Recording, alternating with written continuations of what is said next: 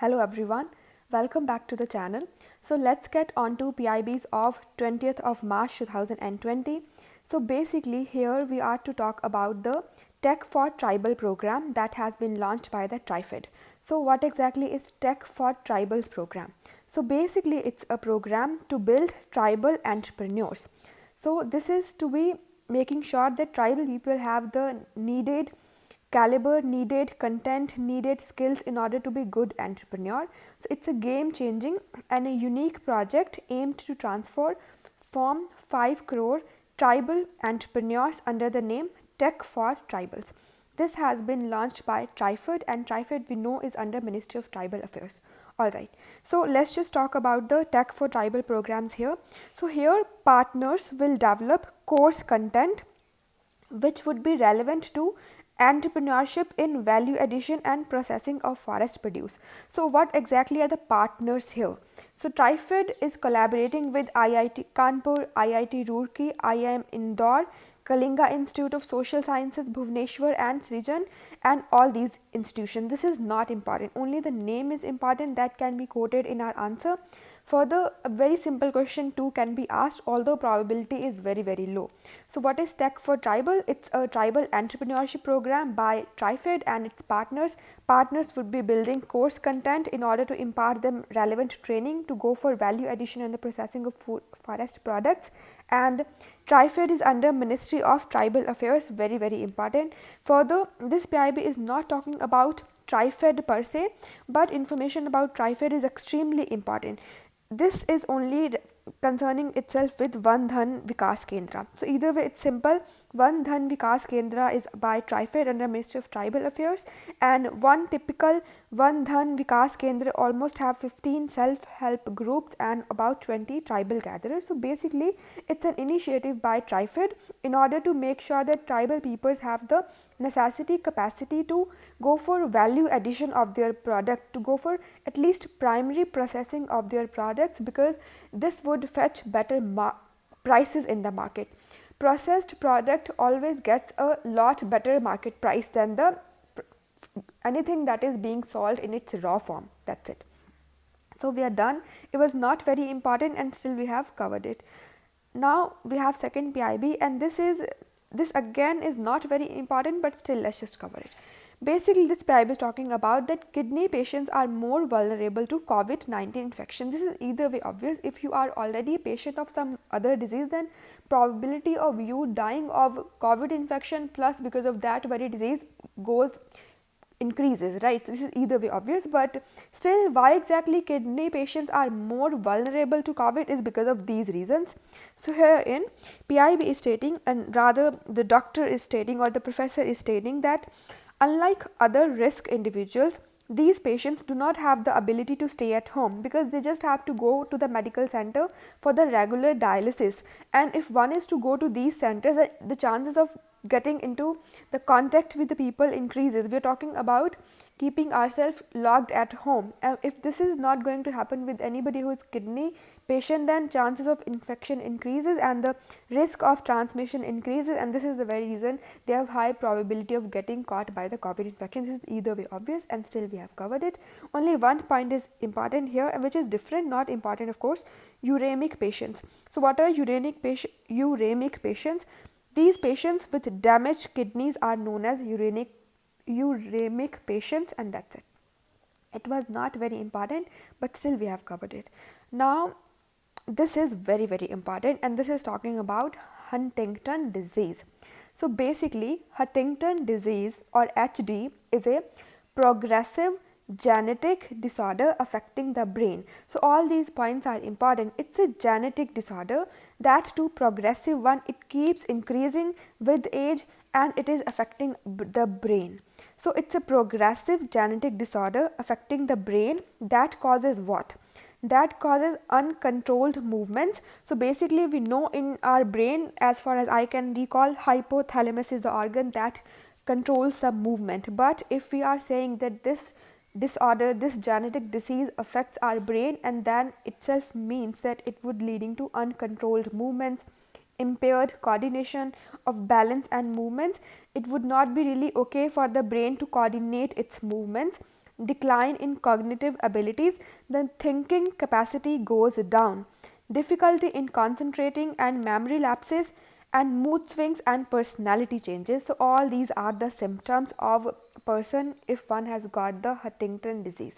Alright, further, it is caused by mutation in a gene called HTT, because it's a genetic disorder. So by default it's clear that it's caused by mutation in a gene, and the gene is HTT. It's either way simple.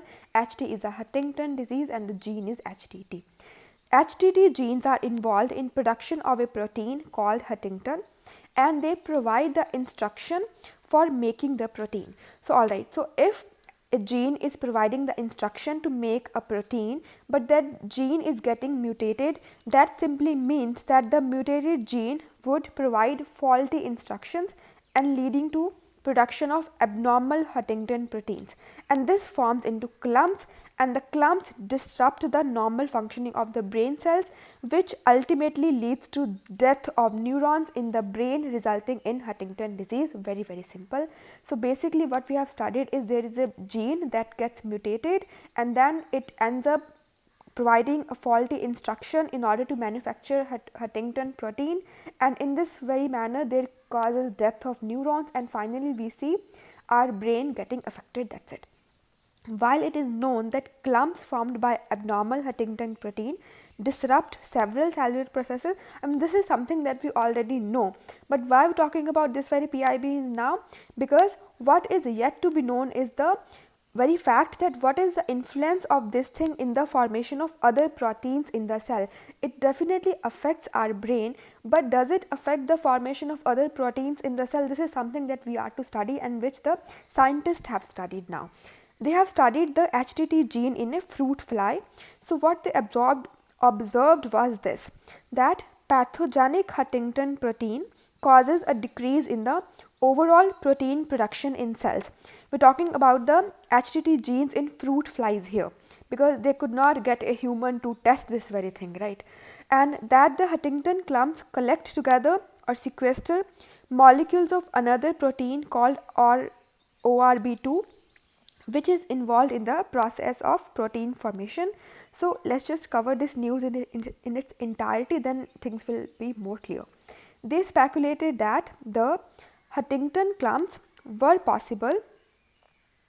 possibly making molecules of ORB2 unavailable to carry out their normal functions. So they were affecting, Huntington clumps were affecting even the ORB2 molecules as well, associated with protein formation, leading to the observed function in protein cell. So what was the study? Study was this, that Huntington clumps were affecting the working of the ORB2 molecule as well. So this was the study. So we have got this thing clear that this Huntington protein mutation, whatever it is, it does not affect the brain, rather it impacts the processes of other cells as well, and this we studied through a fruit fly HTT gene.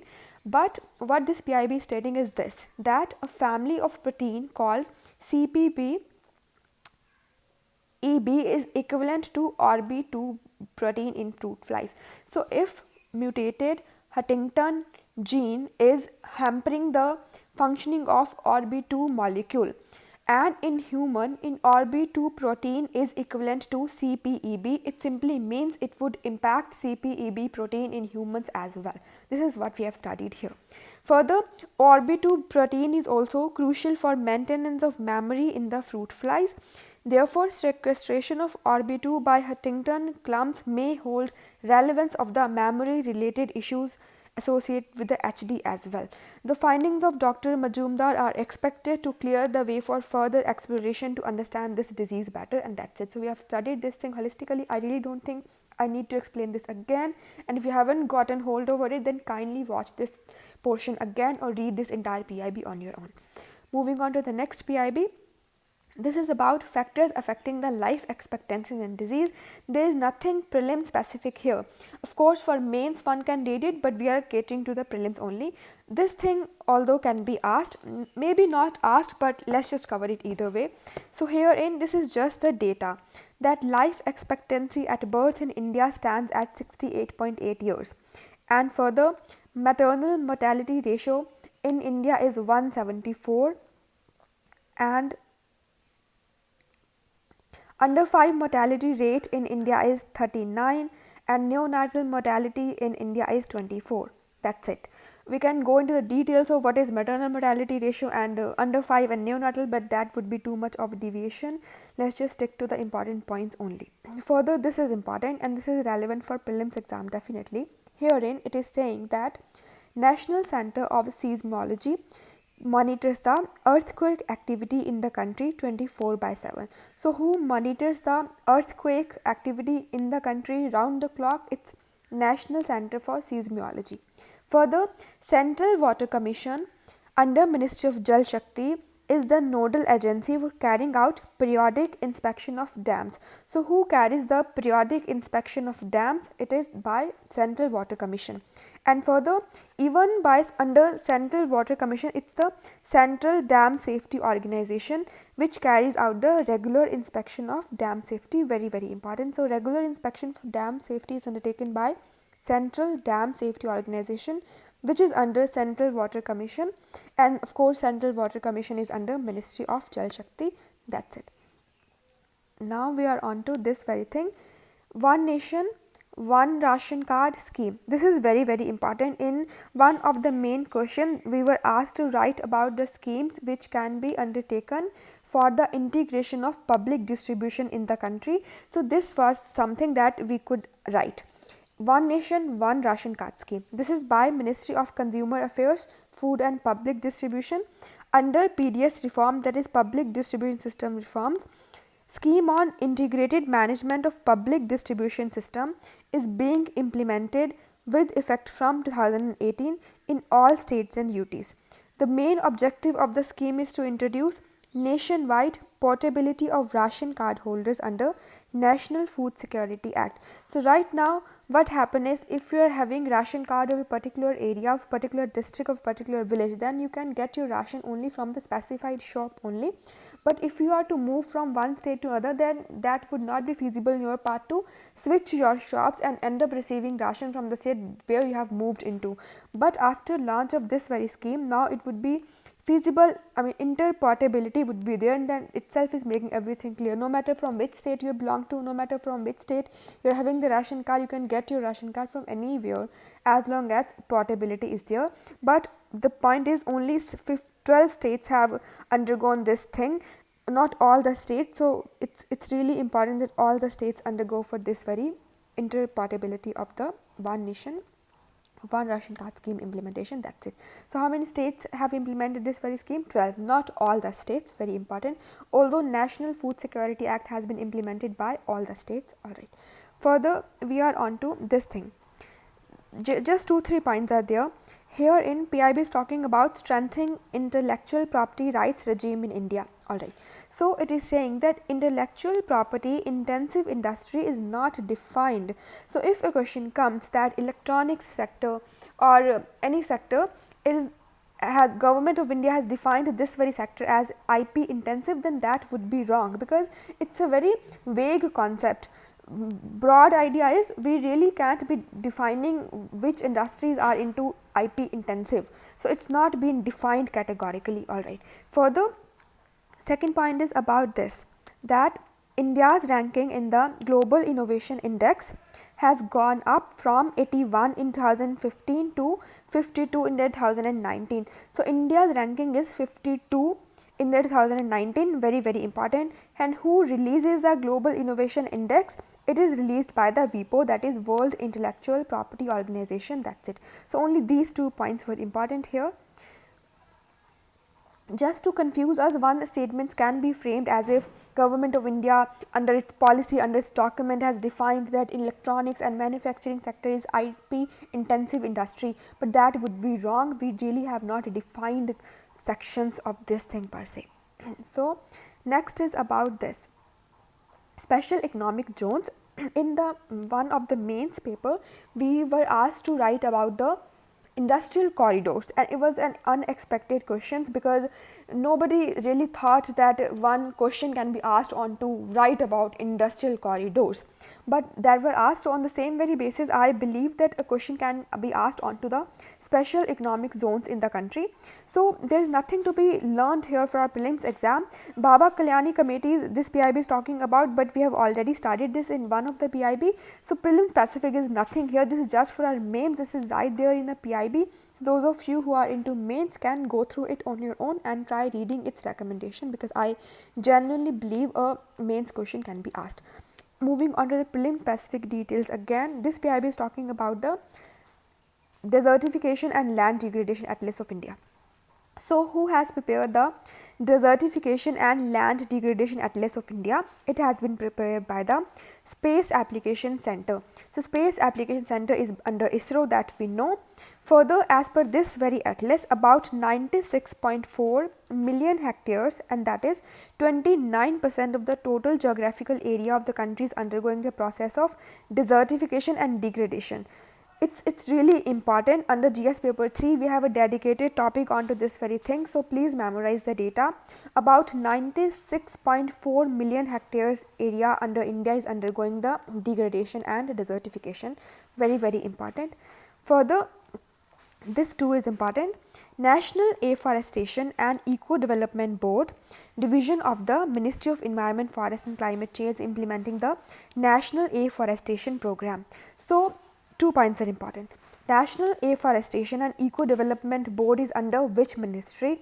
It is under Ministry of Environment, Forest and Climate Change, and it is implementing National Afforestation Program. It would be very simple question if asked. I really don't think it would be asked, but still we have covered it. Further, this is important that Department of Land Resources is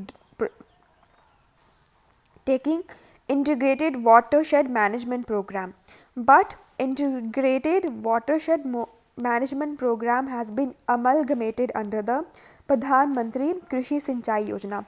So Department of Land Resources integrated watershed management program, and further its amalgamation with the Pradhan Mantri Krishi Sinchai Yojana, and this is it. And either way, I am sure we know Department of Land Resources under Ministry of Rural Development. That's it. Further, this is important, and it is stating that India has committed to achieve land degradation neutrality status by 2030. Also, at the recently concluded 14th session of the Conference of Parties of the United Nations Convention to Combat Desertification was held in September 2019. So, where was the 14th session of the Conference of Parties of United Nations Convention to Combat Desertification held? It was held in India in the year 2019. Very important, and also do read about this very convention from the Shankar Environment book. It's really important. Further, we are on to maybe last PIB now, and this is about development of agriculture marketing infrastructure.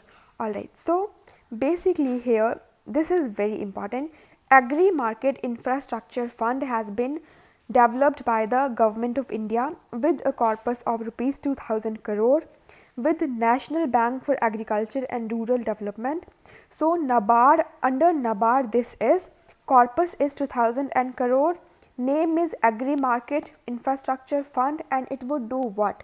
Because it's for agri market, so definitely it would go for developing and upgrading the agriculture market infrastructure in the country. Corpus amount is really important, because in one of the year question was asked about National Infrastructure Investment Fund and its corpus was rupees 40,000 crore, but UPSC just added one more zero with it and made it rupees 4 lakh. So what exactly is the amount in the very fund? It's 2 is important, so we just have to keep in mind it's 2000 crore and not 20,000 crore. That's it.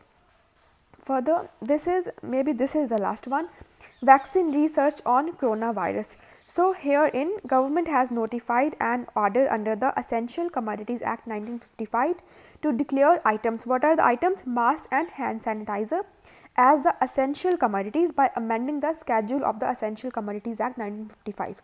Further, central government has also issued advisory under the Legal Metrology Act 2009. This is either way obvious. I am sure we have otherwise also read about this thing extensively in the newspaper, so this is simple. But this is important, that under the Essential Commodities Act, After discussions with the manufacturer, states can ask the manufacturers to enhance their production capacity, okay, and under the Legal Metrology Act, the states can ensure sale of both the items at the maximum retail price. So, Essential Commodities Act help us to streamline the supply chain, just to make sure that supply side constraints are not there. Supply in the market is sufficient. And Legal Metrology Act empowers the state government to ensure the very fact that the items are being sold at the maximum retail price, so consumers are not being overcharged. So mentioning of both of these acts are important if question pertains to any of such topic in the mains, and in fact in prelims also one question can be asked, but again it would be a far-fetched assumption. Basically in mains, apart from just end up writing Essential Commodity Acts, we just have to mention the Legal Metrology Act as well. Further, this is about curbing adulteration. So here in PIB is talking about this very thing, that under regulations of FSSAI, that is Food Safety and Standards Authority. So FSSAI regulation 2011 talking about herein use of acetylene gas, which is commonly called as carbide gas and which is used as artificial ripening agent in fruit is prohibited. So FSSAI regulation 2011 number 1, acetylene gas commonly called as carbide gas, which is used to do what? To go for ripening of the fruits, that too quickly, it is prohibited. However, the ethylene gas can be used, and that too in this very limited concentration, that is up to 100 ppm. So ethylene gas can be used, but acetylene gas, which is commonly called as carbide gas, is prohibited. Further, under FSSAI regulations, it prescribes the food commodity specific maximum residue limits, tolerance limits of contaminants, toxins and residues related to pesticides, heavy metals and antibiotics. So who decides what are the limits to the application of residues into a food product? It is not decided by the Ministry of Consumers Affairs or any such organization of the Ministry of Agriculture. It is rather decided by the FSSAI regulations, and this is important. Further, that's it. So we are done, but there is just 2-3 more articles that we are to do. I just could not download them somehow. Every time there was an error while downloading, so let's just cover them now.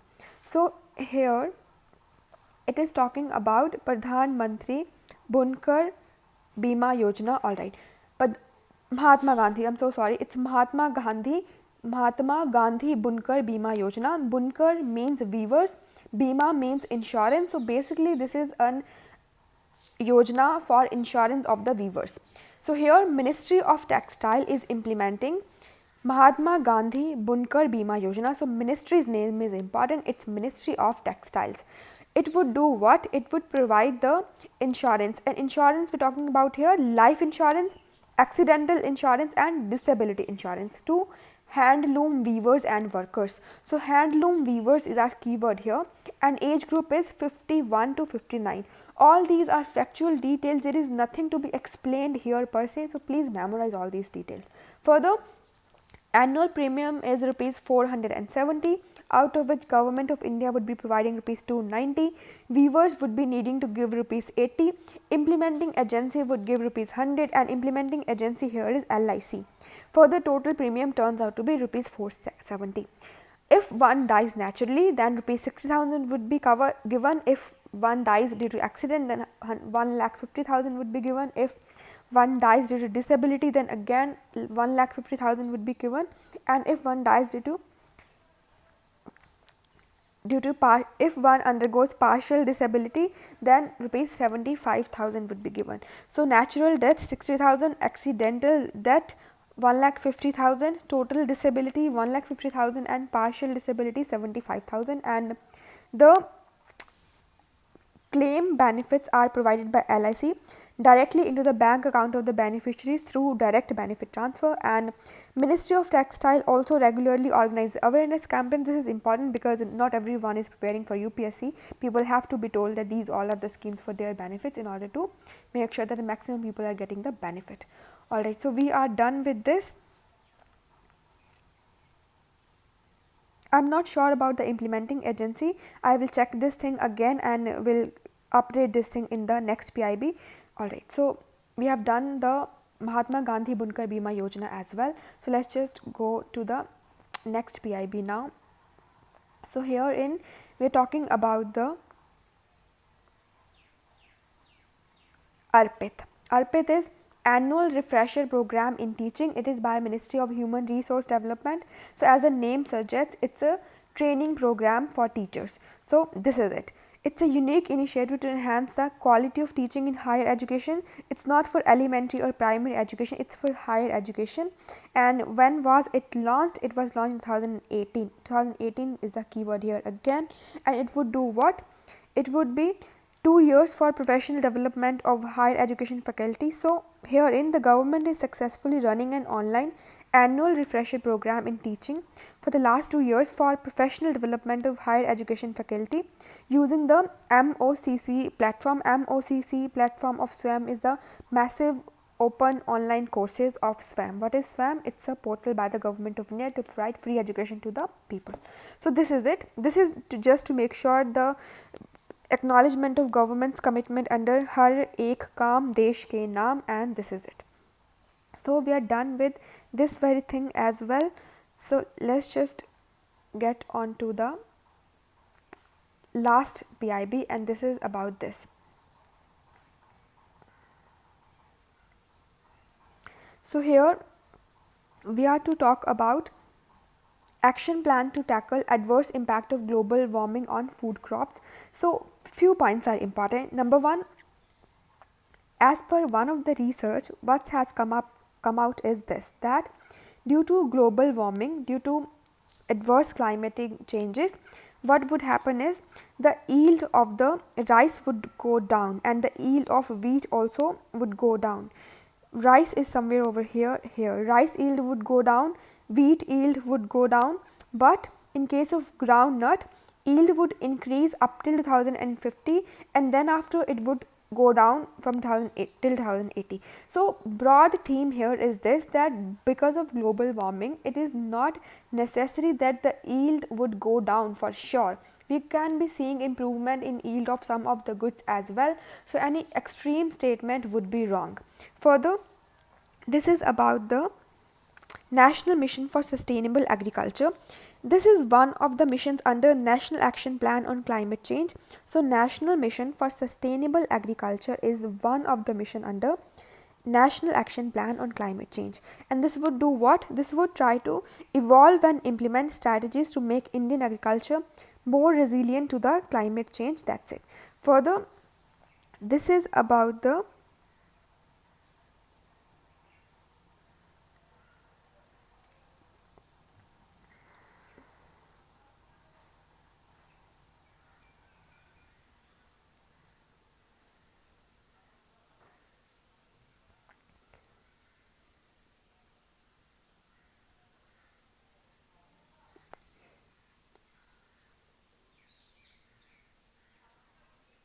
here. So